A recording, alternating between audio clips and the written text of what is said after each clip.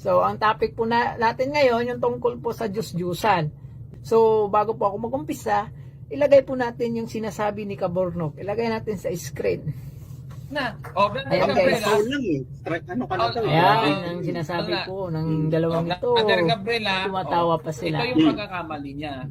Sabi niya kanina, Diyos-Diyosan daw yung pinapasa-pasa.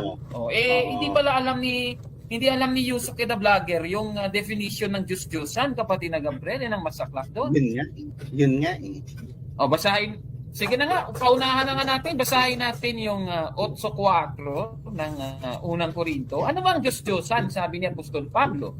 Basahin natin yan, kapatid na Gabriel, para matauhan na itong gunggong na ito. Opo. Tungkol nga sa pagkain ng mga bagay na inihain sa mga Diyos-Diyosan, nalalaman natin na ang Diyos-Diyosan ay walang kabuluhan sa sanglibutan at walang Diyos liban sa iisa, Kabornok. Klarong-klaro yan, kapatid na Gabriel. Ang Diyos-Diyosan, walang kabuluhan sa sanglibutan. Lalabas pala. Si Kristo, wala palang kabuluhan. Kasi Diyos-Diyosan pala yung Nazareno. Si Kristo yun yun ang ating sinasabi. Larawan ni Kristo yun. Lalabas, kapatid na Gabriel, wala palang kabuluhan si Kristo. Di ba ganun yun? So ngayon po, inaamin ni Kabornok na yung palang yung palang Black Nazareno ay larawan daw ni Kristo yun. Yun po ang sabi po ni Kabornok doon sa video na napanood natin. Yun ay malaking kasinungalingan po yun. Alam nyo bakit? Sa Biblia po, si Jesus Christ, He is the image of invisible God. Na siya ang larawan ng Diyos na hindi nakikita. Inilarawan po ang ating Panginoong Jesus Christ sa hindi nakikita. Hindi po inilarawan si Jesus Christ sa mga ribulto na gawa ng kamay ng mga tao. No? Ayon po sa aklat ng Kolosas, Kapitulo 1, versikulo 15, no? Si Jesus Christ inilarawan po sa invisible.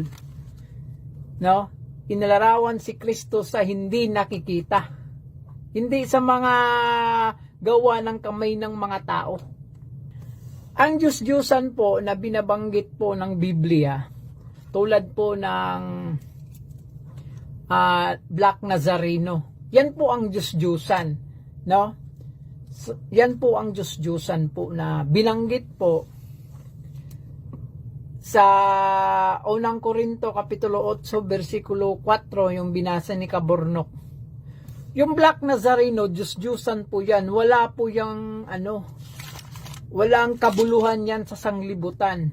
Wala kang makukuha dyan. Ba? Walang makukuha kayo dyan. Wala kayong mapapakinabangan dyan ng larawang inanyuan. Mga larawang inanyuan na ginagawa ng mga Katoliko. Yan po ang Diyos-Diyusan.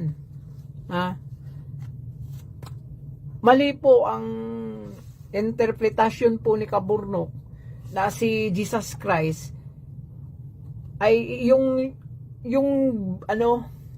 larawan daw ni Jesus Christ ay yung Black Nazareno ayon po sa sinabi ni Kabornok.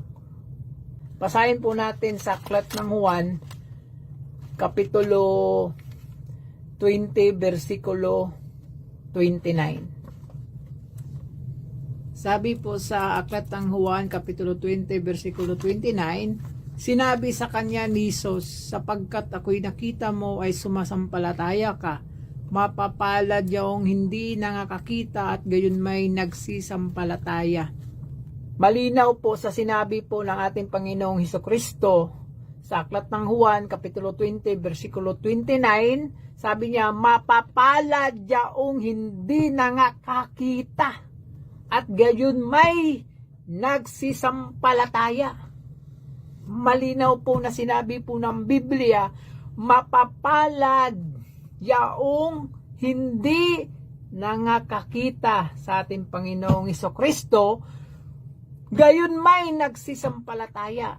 No? Even man na hindi mo nakikita si Jesus Christ, pero nanampalataya ka sa Kanya, mapapalad ka. Diba? Inilarawan po ang ating Panginoong Hesukristo sa larawan sa image of invisible, no? Doon siya larawan kasi si Jesus Christ sa invisible, sa hindi nakikita, Diyos na hindi nakikita, no? Hindi po siya inilarawan sa mga ribulto na gawa ng kamay ng mga tao, na gaya sa Black Nazareno. Kaya malaking kalukuhan o kasinungalingan ang pinagsasabi ni Kaburnok na si Jesus Christ ay yung Black Nazareno, larawan ni Jesus Christ. Malaking kasinungalingan po yan. Malinaw sa Biblia sa Aklat ng Juan Kapitulo 20, versikulo 29, mapapalad yaong hindi nangakakita at gayoy may nagsisinimpalataya o nagsisimpalataya. Nagsisimpalataya. Kahit wala iyang larawan na yan, yung Black Nazareno, no? Kahit wala kang ribulto na gagawin, na mamanampalataya ka sa kanya, mapalad ka kahit hindi mo siya nakikita.